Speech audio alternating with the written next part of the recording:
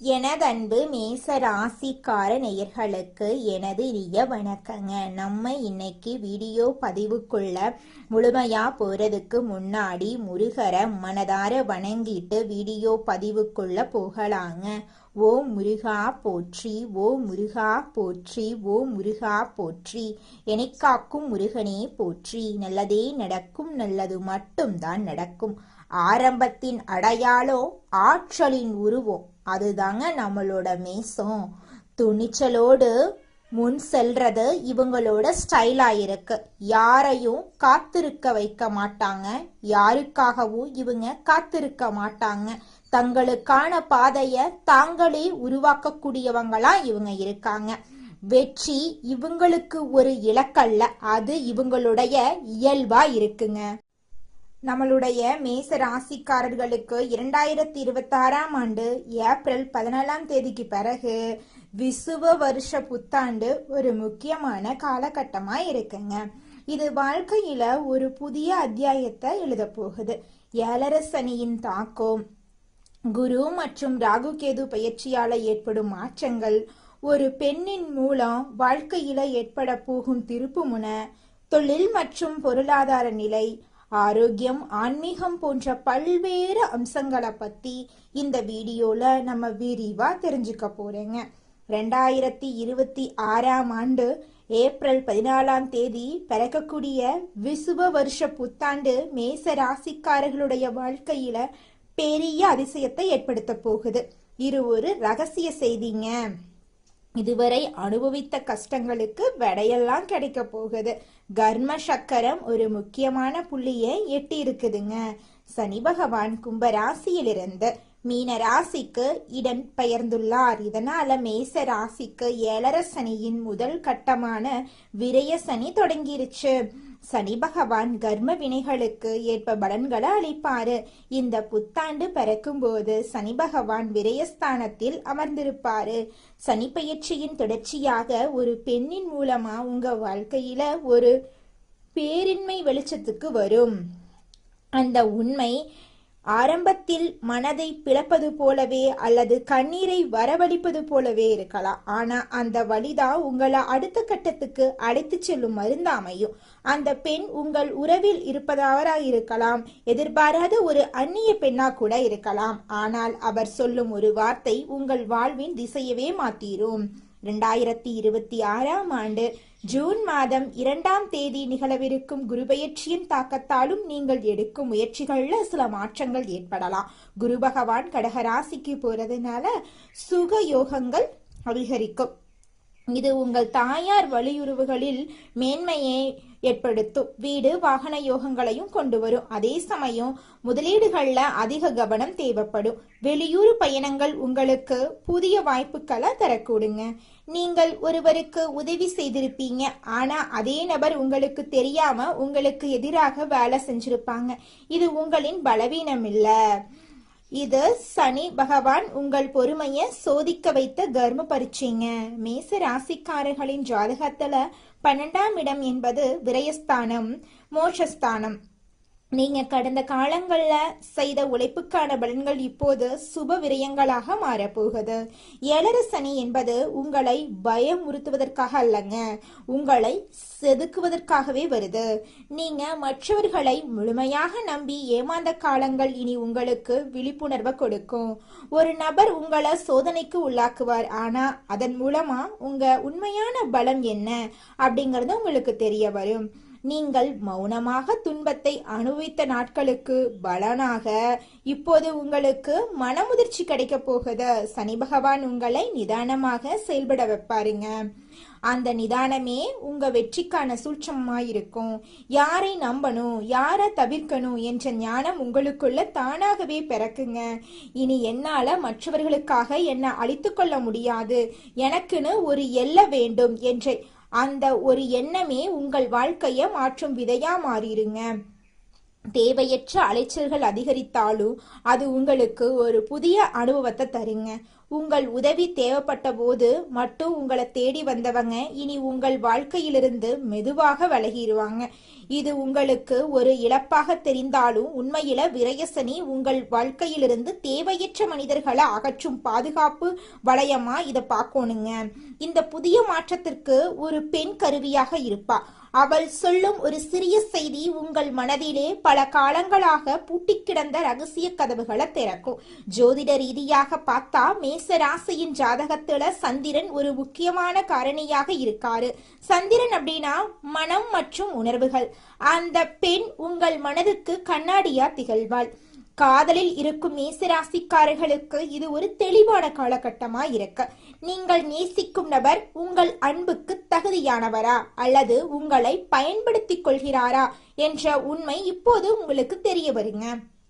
திருமண வாழ்க்கையில் இருக்கிறவங்களுக்கு இதுவரை சொல்லப்படாத பல இயக்கங்கள் இந்த ஆண்டின் நடுப்பகுதியில வெளிப்படையா பேசப்படும். கணவன் மனைவி இடையே சிறு கருத்து வேறுபாடுகள் வரலாம். ஆனா ஜூன் மாதத்துல குரு பகவான் 4ஆம் இடத்துக்கு வரும்போது ஏற்படும் ஒரு திறந்த மனதுடனான பேச்சு உங்கள் உறவுல இருக்கக்கூடிய அழுக்குகளை நீக்கவே வருங்க. தொழில் மற்றும் வியாபாரத்தை பொறுத்தவரை மேச ராசிக்காரர்கள் முதலீடுகள்ல மிகவும் கவனமாக இருக்கணும். விரயசனி என்பதால தேவையற்ற செலவுகள் வந்து சேரும். புதிய தொழில்களை தொடங்கும் போது ஒரு முறைக்கு 2 முறை யோசிக்கிறது நல்லது. ஜூன் மாசத்துக்கு பிறகு மறைமுக லாபங்களும் தொழில் ரீதியான முன்னேற்றங்களும் கிடைக்க வாய்ப்பிருக்கு. கூட்டு தொழில இருக்கிறவங்க தங்கள் கூட்டாளிகளுடன் வெளிப்படையான தன்மையை கடைபிடிக்கிறது ரொம்பவும் நல்லதுங்க. பொருளாதார ரீதியாக நீங்க சில நெருக்குமானவர்களை சந்திக்க நேரிடலாம். எதிர்பாராத மருத்துவ செலவுகள் இல்லைன்னா தேவையற்ற பயண செலவுகள் வரலாம். அதனால பணத்தை சேமிக்கிறதுல அதிக ஆர்வம் காட்டணுங்க. யாருக்கும் ஜாமீன் கையெழுத்து போடுவதையோ பெரிய அளவுல கடன் கொடுப்பதையோ முற்றிலுமா நீங்க தவிர்க்கணுங்க. உங்க வாழ்க்கையில ஒளிந்திருக்கும் மறைமுக எதிரிகளை இறைவன் இப்போ உங்கள் கண்ணுக்கு முன்னால நிறுத்துறாருங்க. ஆண்டின் இறுதியில டிசம்பர் 5ஆம் தேதி நிகழப்போகிற ராகு கேது பெயர்ச்சி உங்க வாழ்க்கையில ஒரு மிகப்பெரிய அதிரடி மாற்றத்தை கொண்டு வரும். ராகு பகவான் உங்க ராசிக்கு 10ஆம் இடமான மகரத்துக்கு, கேது பகவான் 4ஆம் இடமான கடகத்துக்கும் பெயர்ச்சியாகிறாரு. 10ஆம் இடத்து ராகு என்பது தொழில ஒரு பிரம்மாண்டமான வளர்ச்சியை தருங்க. ஆரோக்கியத்தை பொறுத்தவரை உங்கள் உடல் பலத்தை விட மனபலத்தை நீங்க அதிகம் கவனிக்கணுங்க. மேசராசி பெண்களுக்கு இந்த வருடம் ஒரு புதிய பாடத்தை கற்றுத்தரும். உங்க ஆசைகளை நிறைவேற்றிக் கொள்ள நீங்க போராடுவீங்க. இதுவரை குடும்பத்துக்காக உங்களை அர்ப்பணித்த நீங்க இனி உங்களுக்காகவும் நேரத்தை செலவிட தொடங்க போறீங்க. மேசராசி ஆண்களுக்கு ஒரு முக்கியமான எச்சரிக்கை இருக்கு. தன்னம்பிக்கை அவசியம் இருக்குங்க, தேவைப்படுதுங்க. அது புடிவாதமாகவோ தலைகணமாகவோ மாறிடக்கூடாது. உங்களோட தன்னம்பிக்கை மற்றவர்களின் ஆலோசனைகளை கேட்டு செயல்படுறது 7.5 சனி காலத்துல உங்களுக்கு பாதுகாப்பா இருக்கும். அவசரப்பட்டு பெரிய முதலீடுகளை செய்யாதீங்க. தெரிந்தோ தப்பு செய்யறவங்களுக்கு துணை போயிடாதீங்க. உங்க ரகசியங்களை யார்கிட்டையும் முழுமையா பகிர்ந்துராதீங்க. கஷ்டங்கள் வந்தாலும் அதை கண்டு அஞ்சக்கூடாது. நீங்க ஒவ்வொரு கஷ்டமும் உங்களுக்கு ஒரு பெரிய பாடத்தை கற்றுத்தருங்க. உங்கள் நம்பிக்கை தான் உங்கள் ஆயுதம். அந்த ஆயுதம் எப்போதுமே கீழே போடக்கூடாது. சனிக்கிழமைகள்ல ஆஞ்சநேயர் வழிபாடு செய்யறது ரொம்பவும் அவசியங்க. தினமும் உங்க வீட்டுக்கு பக்கத்துல இருக்கக்கூடிய ஆஞ்சநேயர் ஆலயத்துக்கு போயிட்டு ஆஞ்சநேயர் கிட்ட உங்க வாழ்க்கையில இருக்கக்கூடிய நிறை குறைகளை சொல்லிக்கிட்டு வாங்க. கூடிய விரைவில் உங்க வாழ்க்கையில இருக்கக்கூடிய அனைத்து துன்பங்களும் காணல் நீரா கரைஞ்சு போயிடும். உங்களுடைய எண்ணம் போல உங்க வாழ்க்கையில நல்லது மட்டும்தாங்க நடக்கும். கெட்டது அப்படிங்கிற பேச்சுக்கெல்லாம் துளி கூட இடம் கிடையாதுங்க. ஓம் முருகா போற்றி, ஓம் முருகா போற்றி, ஓம் முருகா போற்றி. அடுத்ததாக நம்முடைய மேசம் ராசியில் இருக்கக்கூடிய ஒவ்வொரு நட்சத்திரக்காரர்களுக்கும் இந்த மாதம் எப்படி அமைஞ்சிருக்கு அப்படின்னு தெரிஞ்சுக்கலாங்க. நம்மளோட மேசம் ராசியில் இருக்கக்கூடிய முதலாவது நட்சத்திரம் அஸ்வினி. உங்களுக்கு இந்த மாதம் எப்படி அமைஞ்சிருக்கு அப்படின்னு தெரிஞ்சுக்கலாங்க. இந்த மாதம் உறவினர்கள் வகையில தவிர்க்க முடியாத சுப செலவுகள் நீங்க சுமக்க நேரிடலாம். அதை கண்டு நீங்க அச்சப்படக்கூடாதுங்க. முக்கியமான பயணமும் முக்கிய பிரமுகர்களின் சந்திப்பும் உங்க வாழ்க்கையில இந்த காலகட்டத்துல உண்டாக போகுதுங்க. அந்த சந்திப்பு உங்களோட எதிர்காலத்துக்கு நல்ல ஆசீர்வாதமா இருக்க போகுது. சிலர் கூட்டு முயற்சிகள்ல லாபம் தேடலாம்.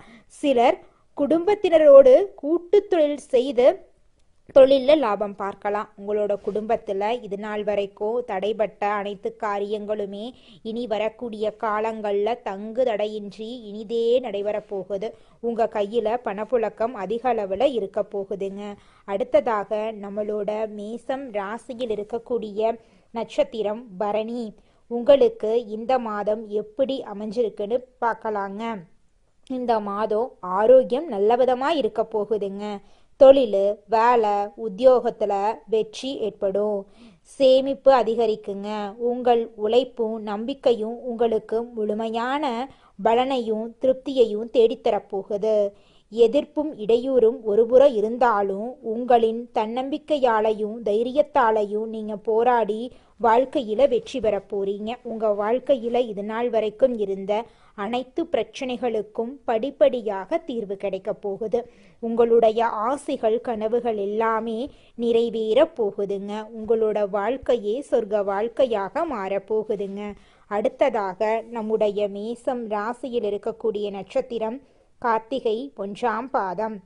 உங்களுக்கு இந்த மாதம் எப்படி அமைஞ்சிருக்குன்னு பார்க்கலாங்க. இந்த மாதம் கடமைகளை காப்பாத்துவீங்க. பொருளாதாரத்துல பிரச்சனை இருந்தாலும் உங்களுடைய முயற்சியின் மூலமாக பொருளாதாரத்துல நல்ல விதமான மாற்றங்கள் வரும். உங்களுடைய குடும்பத்துல சுபகாரியங்கள் நடக்கும். உங்க குடும்பத்துல இது நாள் வரைக்கும் இருந்த அனைத்து பிரச்சனைகளும் இனி வரக்கூடிய காலங்கள்ல காணல் நீரா கரைஞ்சு போகுது. உங்களுடைய மனக்கவலைகள் மறைய போகுது. மனசுல ஒரு தெளிவு பிறக்க போகுது. உங்களுடைய உடல்நிலை ஆரோக்கியமா இருக்க போகுதுங்க. திருமணம் ஆகாதவங்களுக்கு திருமண தடை நீங்கி உங்களுக்கேற்ற சரியான வாழ்க்கை துணையோடு திருமணம் நடக்க போகுதுங்க. நல்லதே நடக்கும். நல்லது மட்டும்தாங்க நடக்கும்.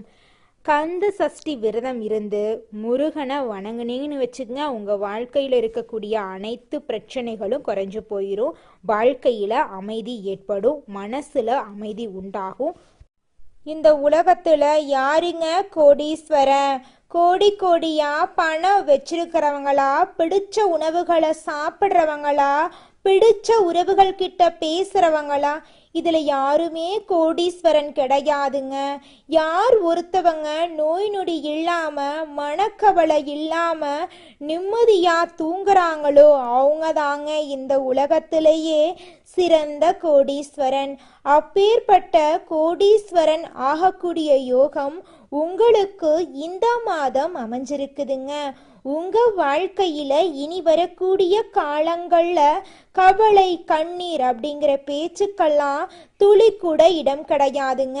இது நாள் வரைக்கும் உங்களுடைய மனசில் இருந்த மனக்கவலைகள் எல்லாம் இனி வரக்கூடிய காலங்கள்ல காணாம போகுதுங்க. நீங்க சந்தோஷமான ஆரோக்கியமான வாழ்க்கைய இனி வரக்கூடிய காலங்கள்ல வாழ போறீங்க. உங்க வாழ்க்கையில சந்தோஷம் நிலைச்சிருக்க போகுதுங்க. எதையும் சமாளிச்சு குறுகிய காலத்துல வாழ்க்கையில முன்னுக்கு வரக்கூடிய திறன் கொண்ட மேசம் ராசிக்கார அன்பர்களே, இந்த மாதம் எதையும் சமாளிக்கும் திறமை உண்டாகும். அடுத்தவங்களோட செய்கை உங்களுக்கு கோபத்தை ஏற்படுத்தலாம். அதனால நிதானமா இருக்கிறது நல்லதுங்க. சொந்த காரியங்கள்ல தாமதம் ஏற்படலாம். சின்ன விஷயங்களால மனநிறைவை அடைவீங்க. எதிர்பாலினரிடம் பழகும்போது கவனம் தேவை. தொழில் வியாபாரத்துல இருந்த போட்டிகள் எல்லாம் குறைஞ்சு போயிரும். மருந்து, ரசாயனம் போன்ற தொழில்கள்ல எதிர்பார்த்த லாபம் கிடைக்கலாம். உத்தியோகத்துல இருக்கிறவங்க அலுவலகம் தொடர்பான காரியங்கள்ல ஈடுபடும் போது அவசரப்படாம நிதானமா செயல்படுறது காரிய வெற்றியை உண்டாக்கும். எளிதில் மற்றவங்களோட பழக போறீங்க. குடும்பம் தொடர்பான கவலைகள் எல்லாம் ஏற்படும். அதை கண்டு நீங்க அச்சப்படக்கூடாது. குடும்ப செலவை சமாளிக்க பணவரத்து இருக்கும். எதிர்பார்த்த உதவிகள் கிடைக்கும். மனசுல ஆன்மீக எண்ணங்கள் ஏற்படும். வாழ்க்கை துணை மூலமா மகிழ்ச்சி உண்டாகுங்க. உறவினர்கள் நண்பர்கள் மத்தியில உங்களோட மதிப்பு மரியாதையும் கூடும். பெண்களுக்கு அடுத்தவங்க செயல்களால உங்களது கோபத்தை தூண்டுவதா இருக்கலாம். அதனால நிதானமா செயல்படுறது உங்க வாழ்க்கைக்கு நன்மை தருங்க. எந்த பிரச்சனையையும் சமாளிக்கும் திறமை உங்களோட மனசுல கூட போகுது. கலைத்துறையினர் நன்மை தீமை பற்றிய கவலை இல்லாம எதையுமே செய்ய முற்பட போறீங்க. நட்பு வட்டத்துல நிதானமா பழகிறது நல்லதுங்க. உற்சாகமா இருப்பீங்க. டெக்னிக்கல் சார்ந்த துறையில நல்ல பேர் உங்களுக்கு கிடைக்கும். அரசியல் துறையினர்களுக்கு எதிலுமே வெற்றி கிடைக்கும். செயல்கள்ல வேகம் உண்டாகுங்க. புத்தி சாதுரியத்தால அறிவும் திறனும் அதிகரிக்கும். எதை செய்வது எதை விடுவது என்ற மன தடுமாற்றம் ஏற்பட்டு பின்னர் நீங்கிருங்க. எதிர்பார்த்த பணவரவு தாமதமா உங்க கைக்கு வந்து சேருங்க. திடீர் சோர்வு உண்டாகும். மாணவர்களுக்கு கல்வியில இருந்த போட்டிகள் குறைஞ்சு போயிரும். எதையும் அவசரப்படாம நிதானமா செய்யறது தாங்க உங்க வாழ்க்கைக்கு நல்லது. குலதெய்வம் எங்கேயோ இருக்குது, என்னமோ இருக்குது அப்படிலாம் நீங்க நினைக்க வேண்டாங்க. நீங்க எங்கிருந்தாலும் ஒரு தீபம் ஏத்தி வச்சு அந்த தீப ஒளியில தெய்வங்கள் இருக்கிறாங்க அப்படின்னு நினைச்சு வழிபாடு செய்யுங்க. குலதெய்வமே தெரியாவிட்டாலும் வீட்டுல தீபம் ஏற்றி வச்சு ஏதாவது ஒரு நல்ல நாள்ல குலதெய்வத்தை நினைச்சு வழிபாடு செய்யுங்க. குலதெய்வ வழிபாடு குலம் காக்குங்க, குலம் தலைக்கும். முதல்ல குலதெய்வம், அப்புறம் இஷ்டப்பட்ட தெய்வம், அப்புறம் உங்களுக்கு விருப்பப்பட்ட தெய்வங்க. எந்த கோயிலுக்கு போனாலும் என்ன பண்ணாலும் ஏற்றம் இல்லை அப்படின்னு நீங்க சொல்லுவீங்க. தினமும் எந்திரிச்ச உடனே சூரிய பகவான நமஸ்காரம் பண்ணுங்க. அவங்களுடைய அனுகிரகம் இருந்தா போதும். மற்ற கிரகங்கள் எல்லாம் சாதகமா இல்லைனா கூட பரவாயில்ல, அந்த சூரியனுடைய பிரகாசம் உங்க வாழ்க்கையவே பிரகாசமா மாத்திருங்க. அந்த வெளிச்சம் உங்களை வந்து சேருங்க. உங்க வாழ்க்கையில் இருக்கக்கூடிய கண்ணீரெல்லாம் கரைஞ்சு போயிருங்க. உங்க வாழ்க்கையில மேலும் நல்லதெல்லாம் நடக்க நீங்க செய்யக்கூடிய பரிகாரம் என்னன்னு பார்த்தீங்கன்னா, உங்க வீட்டுக்கு பக்கத்துல இருக்கக்கூடிய கண்ணு தெரியாத குழந்தைங்களுக்கு உங்களால முடிஞ்ச உதவிகளை செஞ்சுக்கிட்டு வாங்க. உதவி செய்யணும் அப்படிங்கிறதுக்காக நீங்க லட்சக்கணக்கில் செலவு பண்ணணும் அப்படிங்கிற அவசியம் கிடையாது. உங்களால முடிஞ்ச அளவுக்கு ஒரு பேனா வாங்கித்தாங்க, ஒரு பென்சில் வாங்கித்தாங்க. இந்த உதவியை செய்யறதன் மூலமா உங்க வாழ்க்கையில நீங்க செஞ்ச பாவங்கள் எல்லாம் குறைய போகுது. உங்களுடைய வாழ்க்கையே சொர்க்க வாழ்க்கையா மாறிடுங்க. நல்லதே நடக்கும். நல்லது மட்டும்தான் நடக்கும். நன்றி, வணக்கம்.